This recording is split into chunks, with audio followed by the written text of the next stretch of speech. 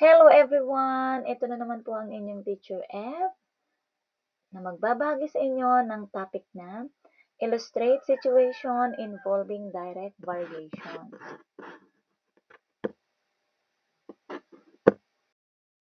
Para sa ating layunin, at the end of the session, the student should be able to identify situations that are related directly. Number 2, analyze whether the given statement, table, or graph illustrate direct variation. And number 3, compose real-life situation that illustrate direct variation. Okay, para sa ating balik-aral, meron ako ditong inihanda sa inyong mga photos. Ang gagawin nyo lang, susulat nyo ang letrang A if the pictures are related to each other, and B if they are not. So, you are to tell whether the picture is related or not. Write A if they are related and B if they are not. Ready na? Para sa una nating picture. Pangalawang picture. Related ba sila o hindi? Sulat lang ang A kung related, ba kung hindi. Number 3, again, isulat lang ang A kung sila related, ba kung hindi. Yan. Tapos na. Anong sagot sa una?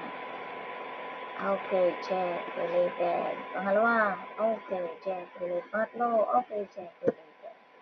Now, how did you find the activity? Di ba masaya? Okay. For the variables that were related, can you give the trend or relationship? So, ano yung trend? Anong relationship? Very good. The trend is? Ayan. If the first variable is increasing, the other one is also increasing. Otherwise, if the first variable is decreasing, the second variable is also decreasing. Ay, ang gagaling yun Parang hindi na natin kailangan idiretso ang ating lesson. Magkaganon pa man. Ayan, patuloy tayo. Did you encounter similar activities with variables that either both increasing or decreasing? Ayan, madami. Pwede bang magbigay na lang kayo ng example dyan sa inyong mga notebooks or sa inyong mga kwaderno? Okay. So, here are some examples of composing a situation that represent or illustrate direct variation. For the first picture, ayan, ito yung sample natin. The number of gallons of paint is directly proportional to the area to be painted. For the second picture, numerous awards and recognition is the price of being determined and hard-working student. Dun sa ating last picture, kayo ang gumawa sa inyong mga notebook. And I am going to check your work later. Sige. Now, what trend can you establish to show that the pair of situation varies directly? Write your answer in your notebook. At para lubos ninyong maunawaan ang ating lesson about direct variation, bibigay ako ng halimbawa. In Barangay Matango, Vincents, Camarines Norte, one of the livelihood in the community is producing nipa shingles. The income of workers varies directly to the number of nipa shingles produced. That's the statement of variation natin. Workers were paid 7 pesos for every nipa shingles they have produced. Alam niyo ba na ang direct variation may be represented using equations, table of values, or graph or statement? Katulad nung nasa unahan nating halimbawa, yung statement na the income of the workers varies directly as the number of nipa shingles produced or made. Ito na yun, So, the relationship between the number of nipa shingles made and the income of worker is shown by the equation below. Yan. I-represent natin ngayon ang A, yung income ng workers, which is the dependent variable, and N, naman yung number of Napier-Shingle, which is the dependent variable.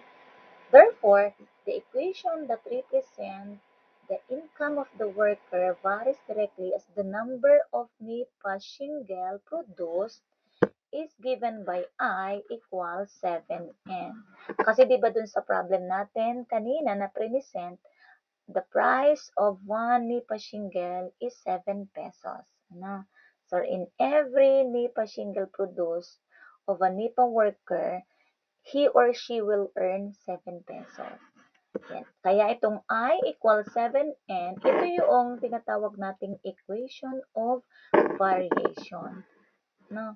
Ito yung mathematical equation of variation. Samantalang yung statement of variation, kanina na sinabi kong the income of workers varies directly as the number of nipa shingle produced n. That's the statement of variation. At itong I equals 7 in n, ito yung sinasabi nating mathematical representation of the statement of variation. Ano? Sige. Ito na yung equation of variation in short. Yan. Etong equation ito, yan ay nag-represent ng concept of direct variation. Sinasabi dito kanina, ang direct variation ay pwede nating maipakita sa pamamagitan ng equation, sa pamamagitan ng diagram, sa pamamagitan ng graph. Understood? So from the statement, the income is the dependent variable, which varies on the number of liters invested within the independent variable. So dun sa ating statement of variation kanina, the income of the worker varies directly as the number of liters made or produced. Ang income doon ang sinasabi natin dependent variable at ang number of liters ang sinasabi natin independent variable. Meaning pag dependent, magdidependent ka ng value dun sa independent variable.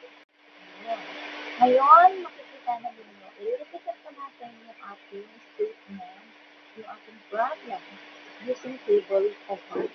Kaya makikita nyo ngayon, meron tayo table. Sa table na ito, pinapakita dito yung price of rice per piece of shingle is 7 pesos.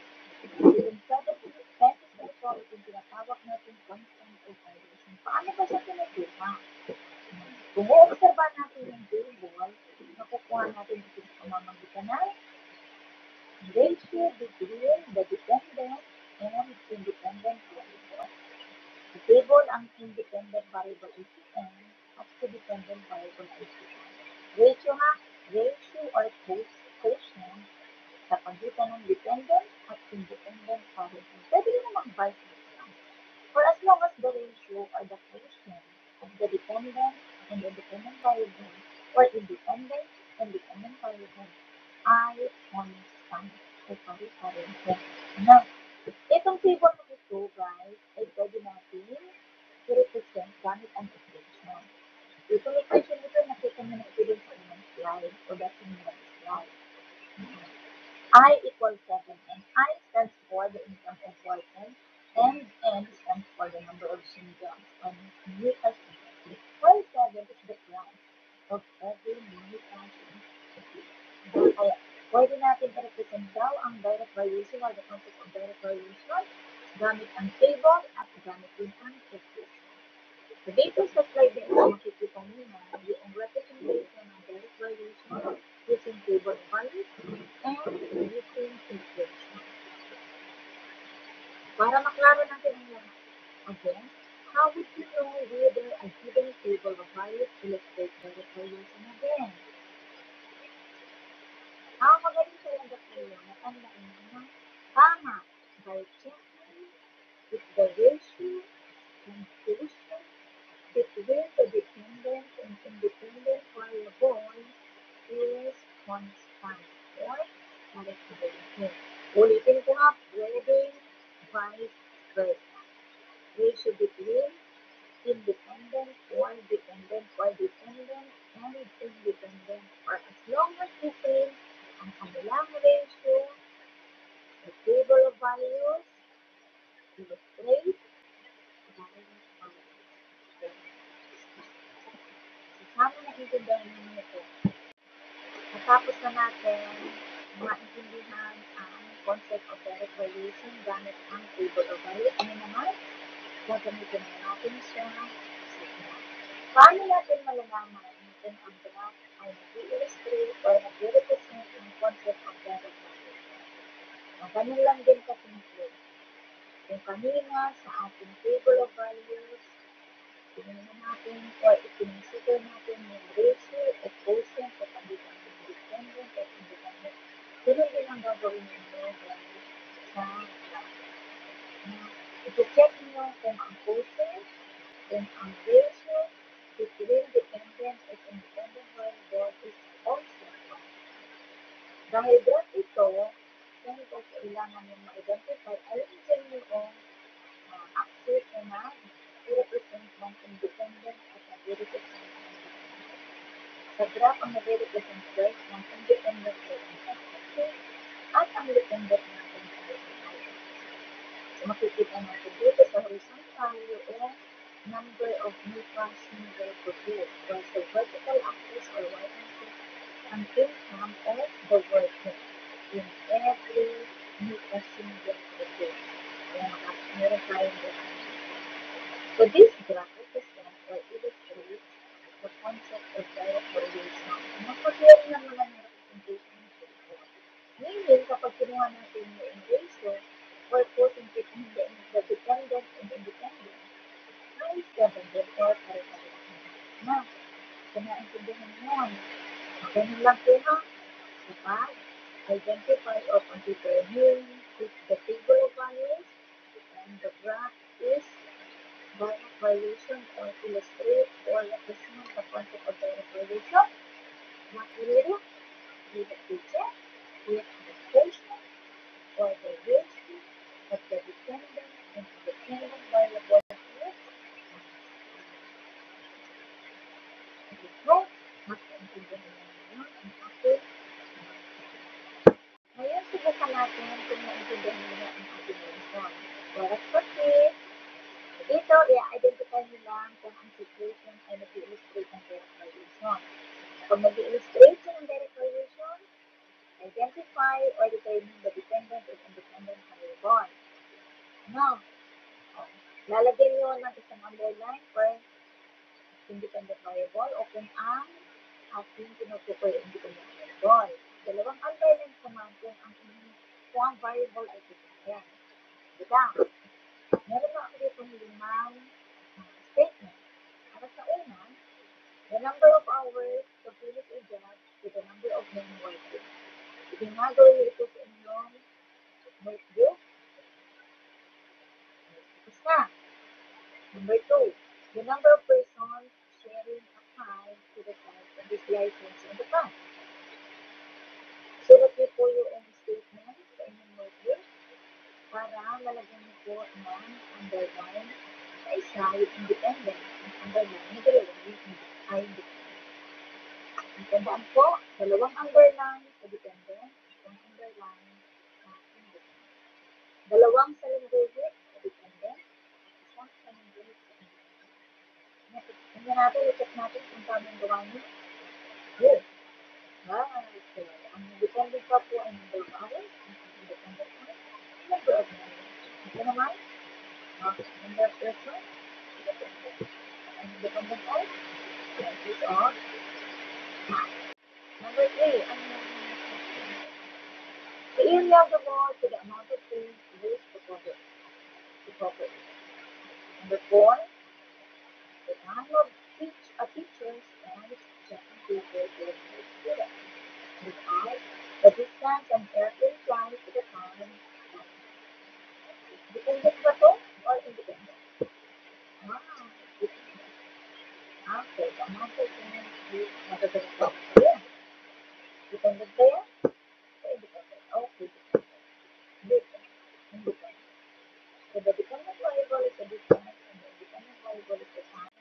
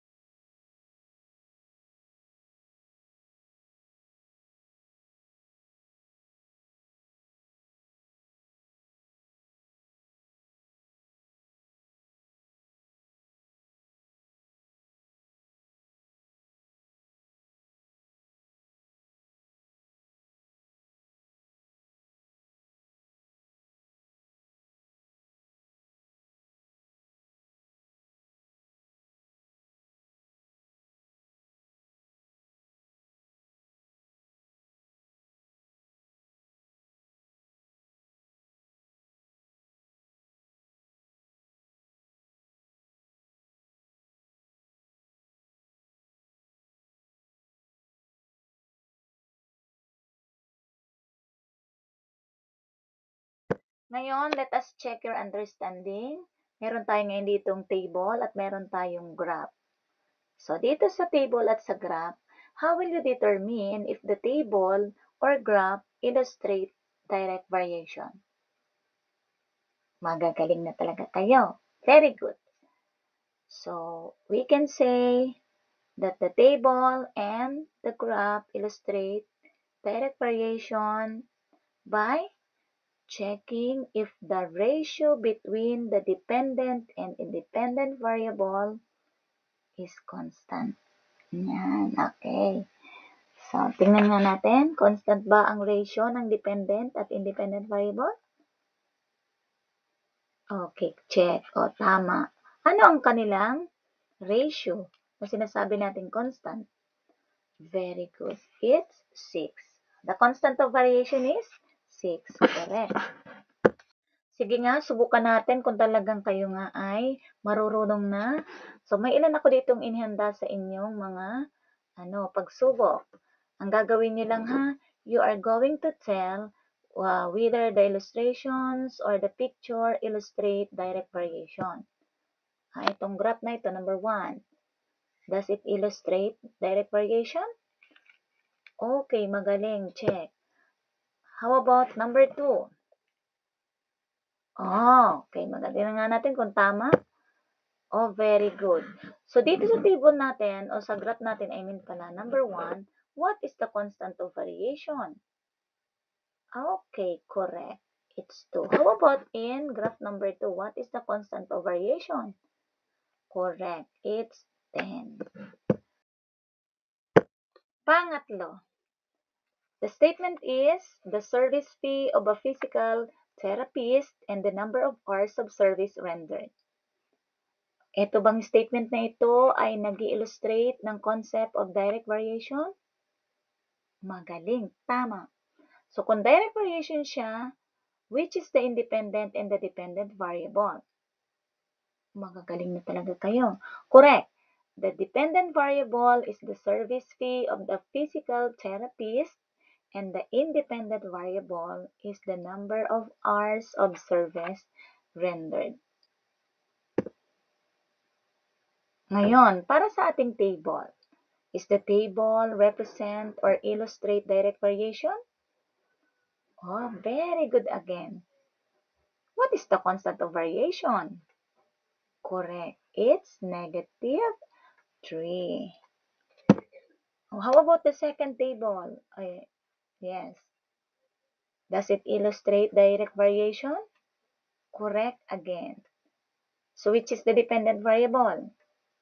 Tama ulit, ang y. And how about the independent? Very good. And what is the constant of variation? Correct. It's 3, 4.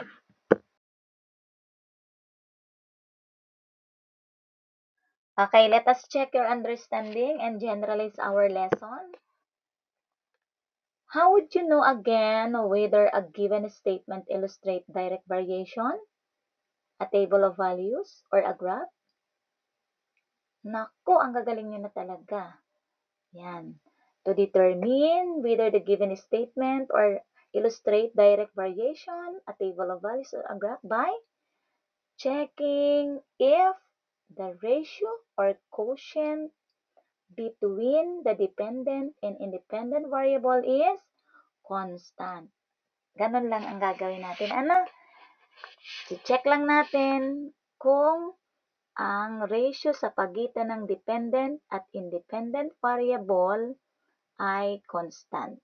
Kapag ganon, ibig sabihin, the statement, a table of values, or a graph illustrate the concept of direct variation. Sana matandaan niyo yan ha, at sana may natutunan kayo sa ating topic ngayon.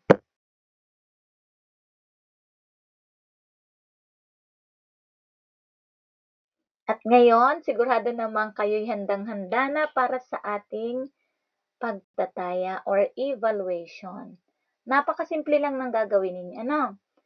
Identify the following situation if it illustrates direct variation.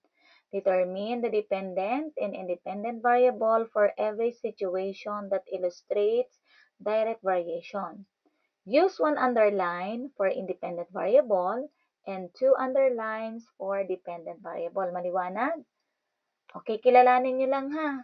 Kung ang ating situation ay nagpapakita ng direct variation.